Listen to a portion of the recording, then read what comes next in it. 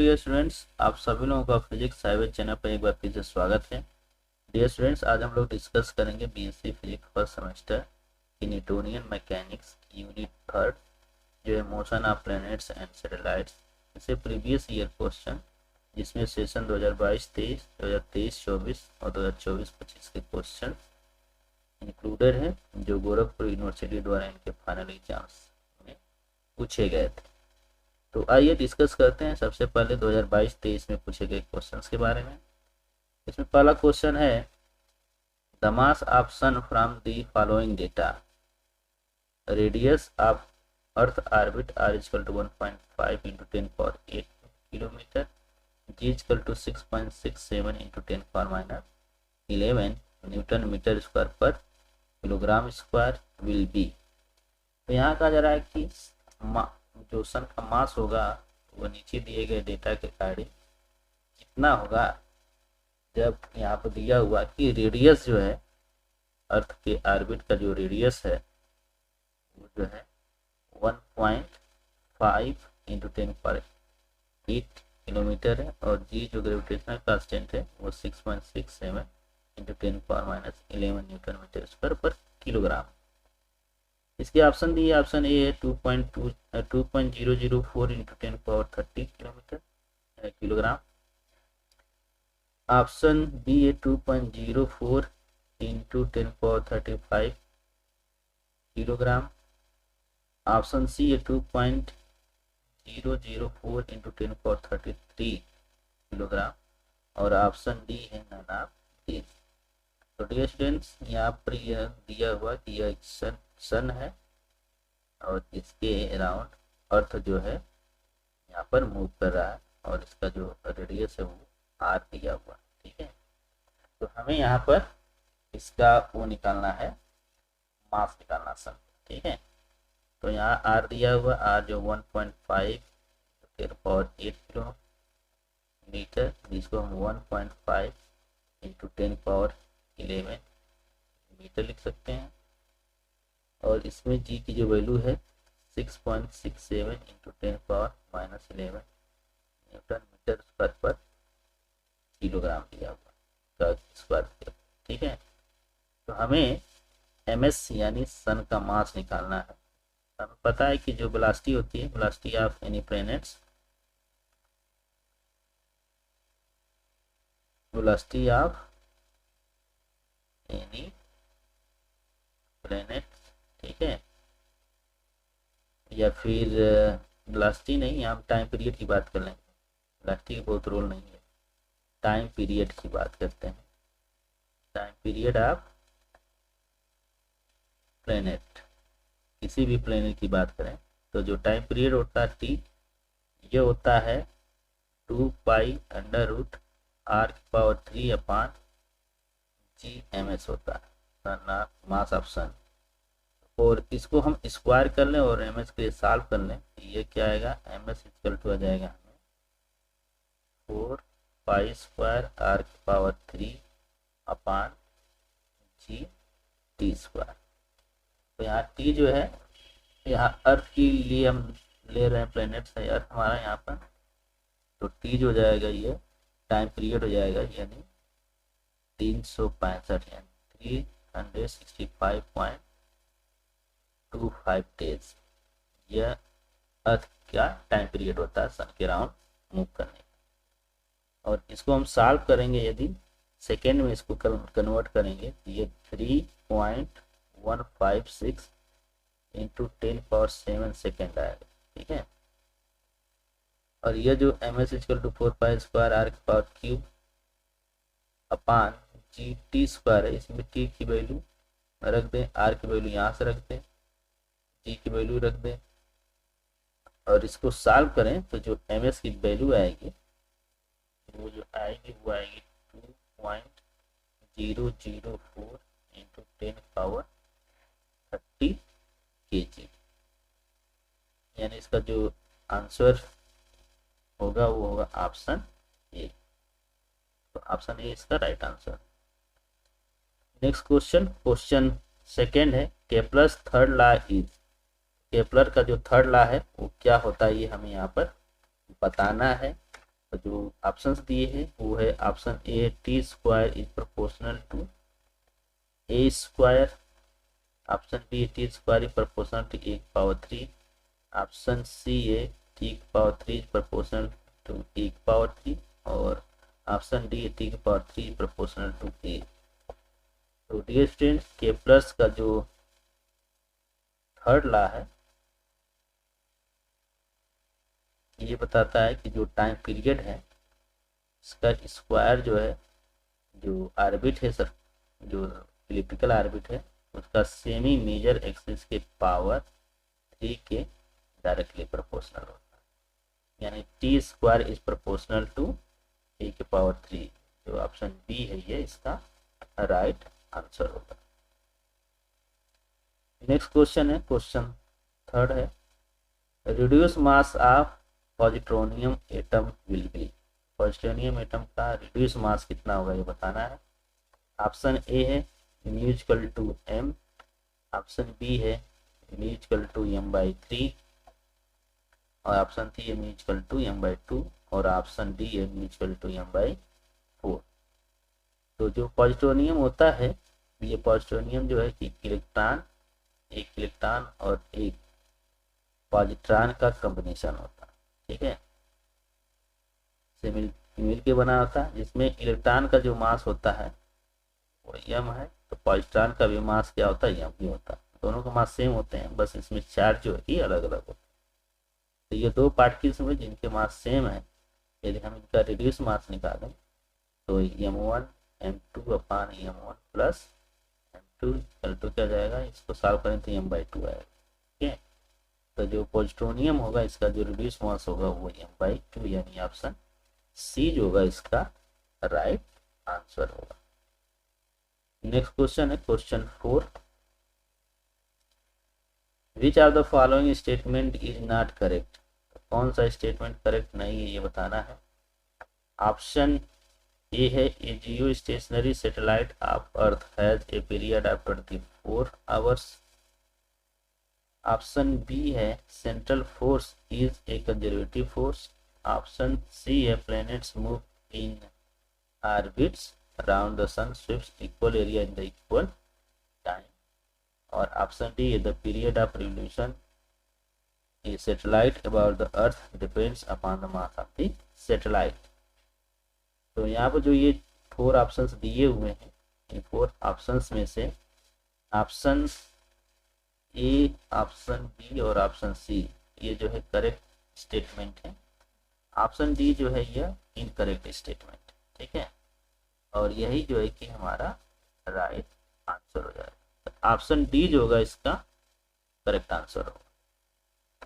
Next question, question 5 जो है, the total number of satellite in global positional system यानी GPS is.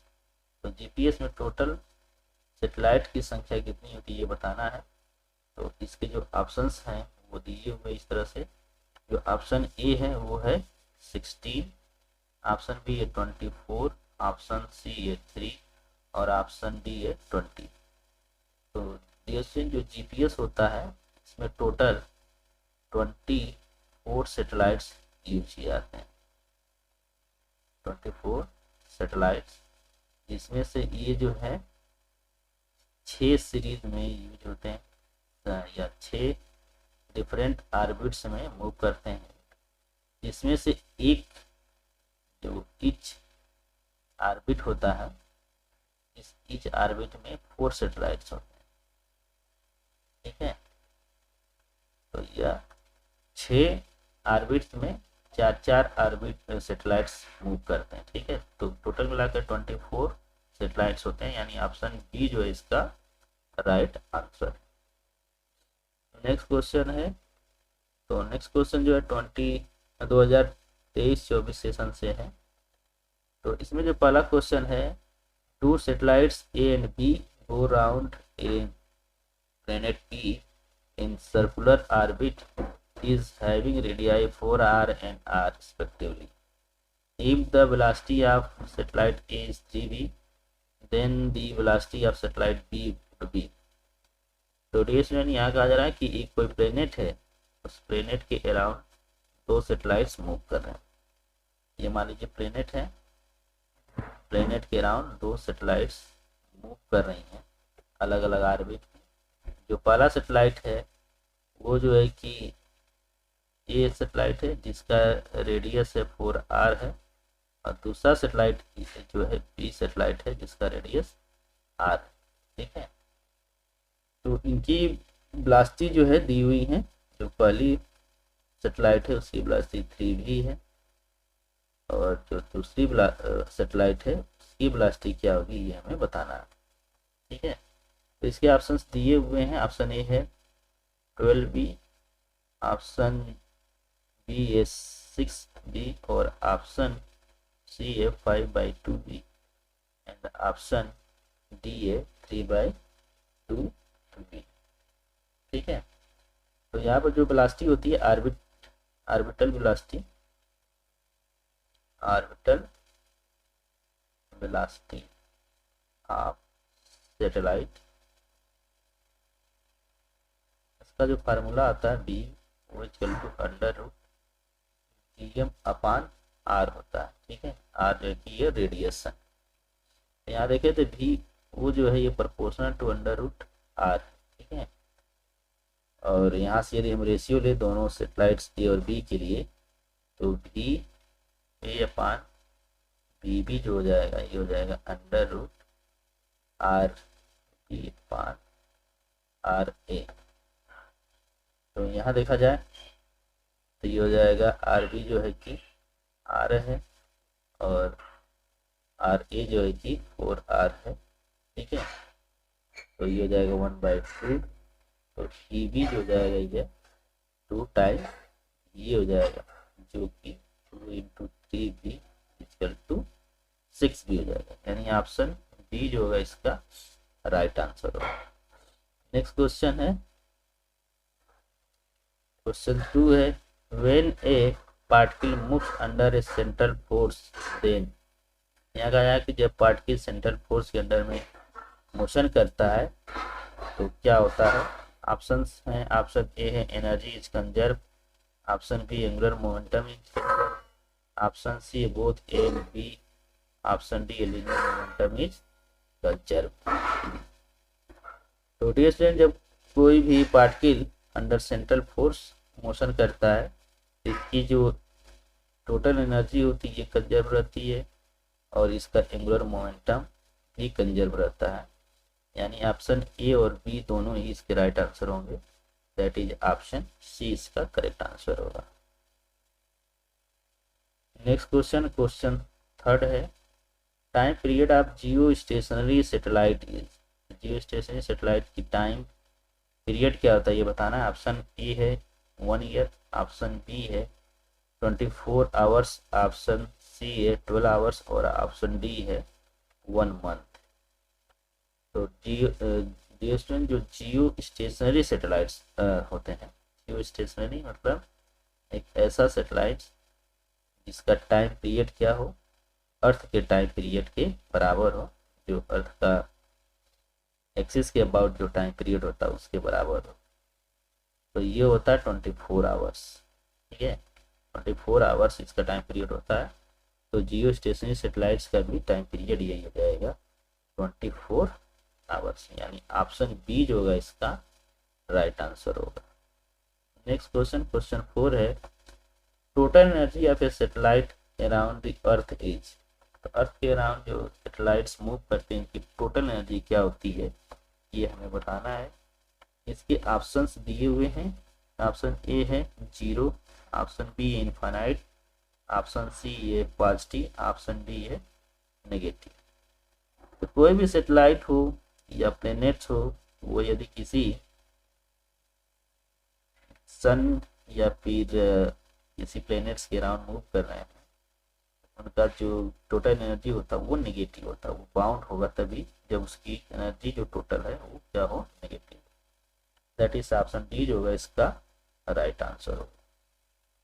Next question, question 5 है the gravitational potential due to a mass distribution is equal to a/√2 X square plus A square, then the gravitational field is, यहाँ जो है कि एक mass distribution की वजह से ग्रेविटेशनल पोटेंशियल की वैल्यू दी हुई है, यहाँ से हमें ग्रेविटेशनल फील्ड निकालना है।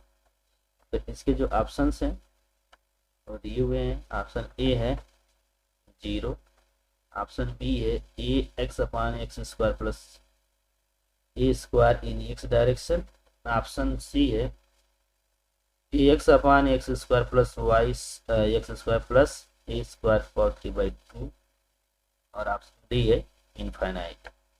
तो डियर स्टूडेंट, जो ग्रेविटेशनल फील्ड होता है ई, यह जो दिया जाता है फार्मूला होता है माइनस डी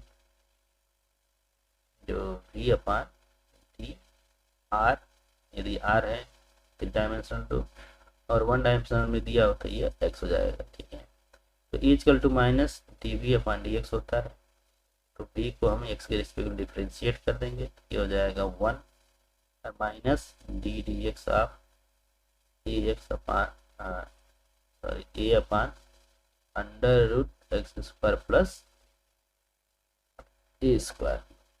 इसको हम डिफ्रेंशिएट कर लेंगे तो ये जगह माइनस ए, तो इसको हम लिख सकते हैं माइनस डी डी एक्स ए एक्स स्क्वायर प्लस ए स्क्वायर पावर 1/2 लिख सकते हैं। ठीक है, इसको डिफ्रेंशिएट करेंगे तो 1/2 और आ जाएगा इधर, फिर इसका हम करेंगे डिफ्रेंशिएशन एक्स स्क्वायर का 2x, इसका 0 हो जाएगा, और इसका जब हम कर रहे होंगे यहाँ माइनस पावर हो जाएगा, सॉरी यहाँ माइनस 1/2 हो जाएगा, और ये हो जाएगा एक्स स्क्वायर प्लस ए स्क्वायर पावर -3/2।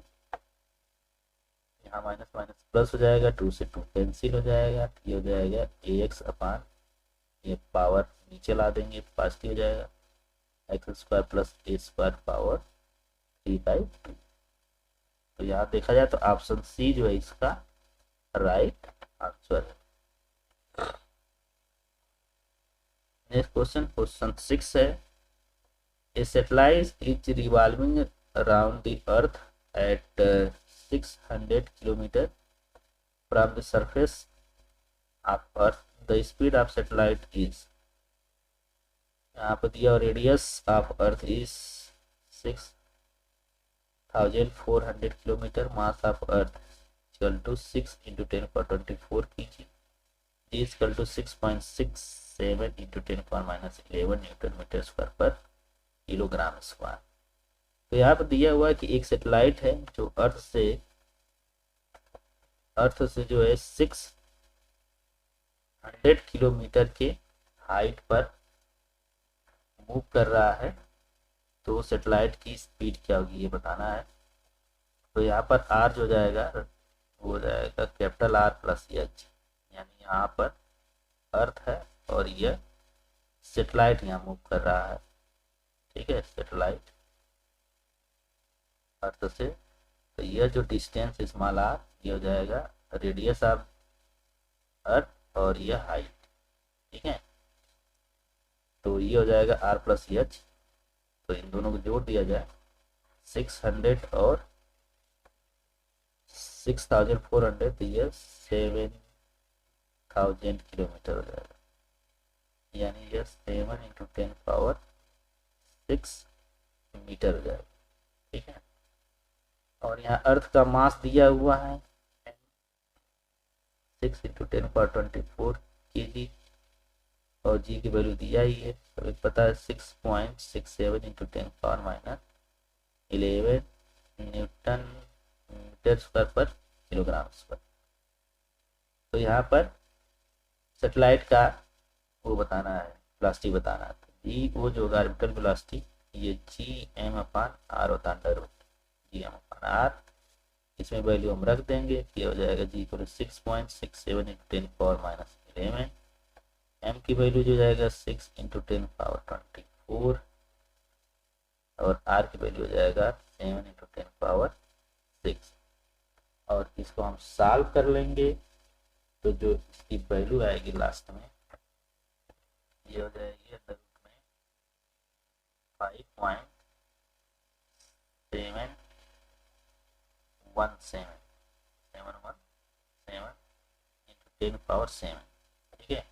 और इसको आगे फर्दर सॉल्व कर लेंगे तो ये आ जाएगा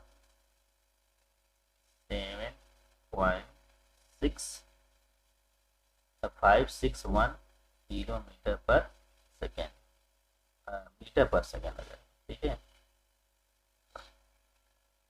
हाँ, ये किलोमीटर ही पर सेकेंड आएगा लास्ट में, तो इसके पहले आएगा 7.561 मीटर पर सेकेंड।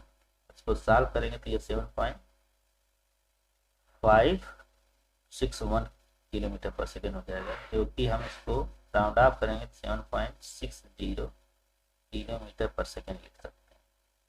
यहाँ देखें तो इसका जो राइट आंसर होगा ये होगा ऑप्शन सी, करेक्ट आंसर होगा इसका। नेक्स्ट क्वेश्चन जो 2024-25 सेशन से है, इसमें दिया हुआ है the time period of A satellite in a circular orbit of radius r is t, the time period of an other satellite in a circular orbit of radius 9r is। तो इसमें कहा जा रहा है कि एक सैटेलाइट है जो सर्कुलर ऑर्बिट में मूव कर रहा है और उसका रेडियस क्या है, कैपिटल R है, और टाइम पीरियड कैपिटल T है। दूसरा सैटेलाइट जो मूव कर रहा है सर्कुलर ऑर्बिट में, उसका रेडियस 9r है, तो उसके लिए टाइम पीरियड कितना होगा।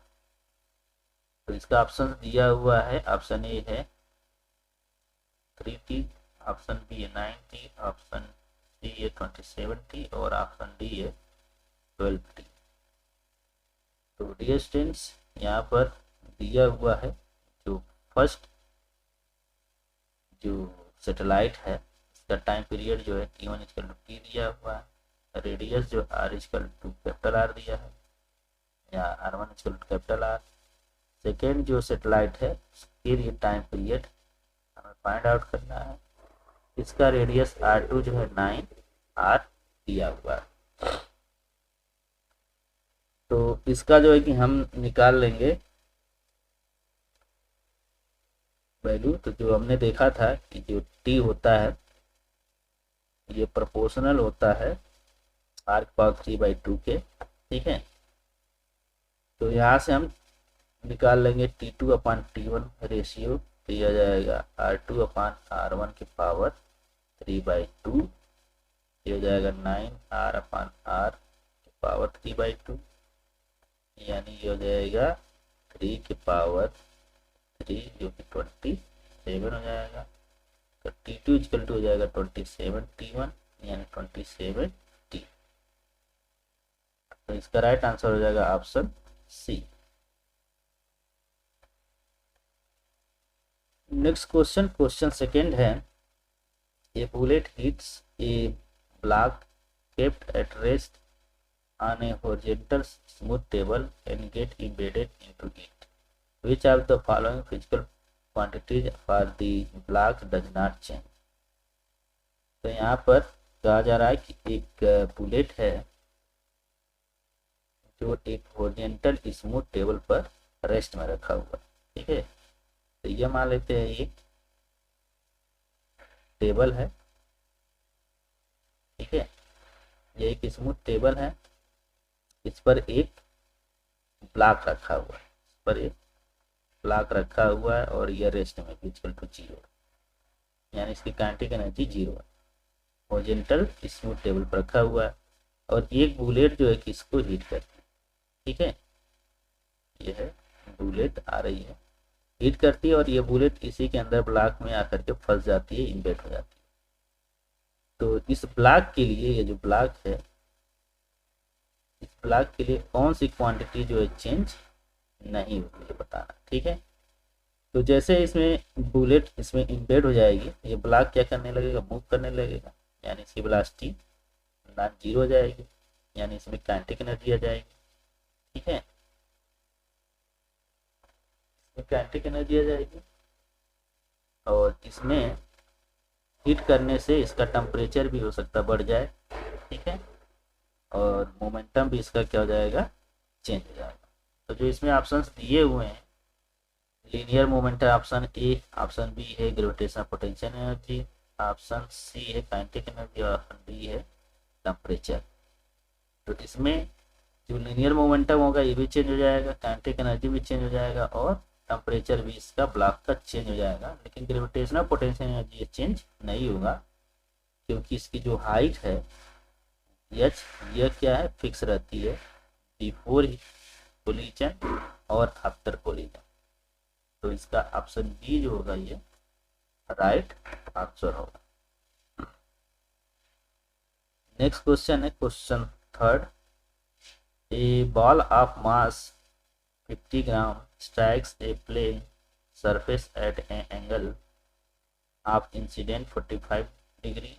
The speed of the block is 2 meter per second and it is reflected with at same angle and speed. Its momentum will be changed by। तो यहाँ पर दिया हुआ है कि एक बॉल है जिसका मास 50 ग्राम है, वह एक प्लेन सरफेस पर 45 एंगल्स पे क्या होता है इंसिडेंट होता है और उसकी जो स्पीड रहती है वो 2 मीटर पर सेकेंड रहती है। तो ये मान लेते हैं एक सरफेस है, इस सरफेस पर ये नॉर्मल है, इस सरफेस पर यहाँ पर 45 डिग्री एंगल से बॉल इंसिडेंट हो रही है, इसकी स्पीड 2 मीटर पर सेकेंड है और फिर वापस यहीं से रिफ्लेक्ट हो जाती है सेम एंगल से और सेम वेलोसिटी से 45 एंगल और 2 मीटर पर सेकेंड वापस हो गई। तो इसकी जो मोमेंटम में चेंज होगा ये कितना होगा ये बताना डेल्टा टी। ठीक है, तो इसके आंसर दिए ऑप्शन ए 0, ऑप्शन बी है 0.14 kilogram metre per second, option B 0.2 kilogram metre per second और ऑप्शन डी ये 0.1 किलोग्राम मीटर पर सेकेंड। तो डियर स्टूडेंट्स इसका जो वेलोसिटी हम निकाल लेंगे पहले। तो इसकी जो इनिशियल वेलोसिटी है ये हो जाएगी यहाँ से इधर आ रही है। ठीक है, इसके एक्स कंपोनेंट जो होगा वो हो जाएगा 2 cos थीटा, cos थीटा मतलब 45 डिग्री आई कैप। ठीक है, और वाई कंपोनेंट जो हो जाएगा ये हो जाएगा माइनस, घट रहा है माइनस 2 sin थीटा यानी 45 डिग्री जे कैप। ठीक, और फाइनल वेलोसिटी हो जाएगा एफ इक्वल टू, ये दोनों ही घट रहे हैं एक्स भी और वाई भी कंपोनेंट, तो ये हो जाएगा -2 cos 45 degree I cap minus 2 sin 45 degree J cap. ये हो गया फाइनल और इनिशियल वेलोसिटी। तो मोमेंटम जो होगा चेंज इन मोमेंटम वेक्टर ये क्या हो जाएगा M D F minus M D I. ठीक है, तो ये हो जाएगा M D F minus D I और यहाँ से जाएगा एम डी एफ की वैल्यू लिखते हैं -2 cos 45 I cap -2 sin 45 J cap और माइनस वी आई तो यहाँ लिख देंगे, हो जाएगा -2 cos 45 आई कैप और ये जाएगा +2 sin 45 जे कैप। तो यहाँ से साइन वाला टर्म कैंसिल हो जाएगा और ये हो जाएगा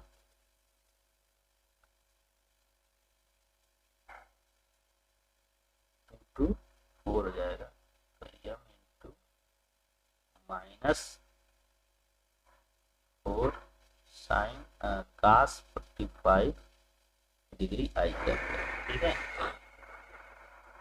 अब इसकी वैल्यू रख देंगे, एम की वैल्यू हो जाएगी 50 ग्राम 0.05 kg, ये हो जाएगा 4 माइनस साइन है तो मैग्नीट्यूड ले लेंगे तो माइनस हटा देंगे बाद में, और इसकी वैल्यू हो जाएगी 1/√2 और इसको सॉल्व कर लेंगे तो ये जाएगा माइनस में आएगा 0.14 किलोग्राम मीटर पर सेकेंड, ये हो जाएगा। अब इसमें जो मैग्नीट्यूड की बात होगी तो ये हो जाएगा, सिर्फ माइनस साइन हटा देंगे, यानी ऑप्शन बी जो होगा इसका राइट आंसर होगा। नेक्स्ट क्वेश्चन है क्वेश्चन 4। इसमें दिया हुआ है when a particle moves under a central force the quantity which remains constant is. तो ये पूछा गया है कि सेंट्रल फोर्स के अंदर कोई पार्टिकल मोशन कर रहा है तो उसमें से कौन सी क्वांटिटी कंजर्व रहेगी। इसके ऑप्शन ए दिया है linear momentum, option B angular momentum, option B है बोथ ए एंड बी, और ऑप्शन डी है सेंट्रीपिटल फोर्स। तो रिएक्शन यदि कोई भी पार्टिकल मूव कर रहा है सेंट्रल फोर्स के अंदर तो उसका लीनियर मोमेंटम क्या रहता है, कंजर्व रहता है, यानी ऑप्शन बी जो होगा इसका राइट आंसर होगा। Next question question 5। Example of conservative forces, conservative force का एग्जाम्पल कौन सा ये बनाना है। तो ऑप्शन ए है न्यूक्लियर फोर्स, ऑप्शन बी है ग्रेविटेशनल फोर्स, ऑप्शन सी है कोहेसिव फोर्स, और ऑप्शन डी है नन ऑफ दीस। तो डियर स्टूडेंट, जो न्यूक्लियर फोर्स कोहेसिव फोर्स होते हैं कंजर्वेटिव फोर्स नहीं होते हैं। ग्रेविटेशनल फोर्स जो होता है ये कंजर्वेटिव फोर्स होता है, यानी ऑप्शन बी जो होगा इसका राइट आंसर होगा। Next question, in the case of centre of mass frame of reference, तो centre of mass frame of reference के केस में कौन सा स्टेटमेंट ट्रू होगा, कौन सा ऑप्शन सही होगा ये बताना है। ऑप्शन ए है the momentum of each particle of the system is zero, option B है the kinetic energy of the system is not conserve, option C है the total linear momentum of the particle of system is zero, और option D है ये pseudo force must act because it is a non inertial frame. तो student इसका जो right answer होगा वो होगा ऑप्शन सी। इसका जो टोटल लीनियर मोमेंटम होगा पार्टिकल का, पार्टिकल सिस्टम का, वो क्या होगा, जीरो होगा। ठीक है, ये इसका राइट आंसर है। ऑप्शन ए जो था कि जितने भी पार्टिकल होंगे सबका मोमेंटम जीरो होगा, तो ऐसा नहीं है। जो सिस्टम होगा पार्टिकल्स का उसका टोटल मोमेंटम जीरो होगा। ठीक है, तो इसका राइट आंसर हो गया ऑप्शन सी।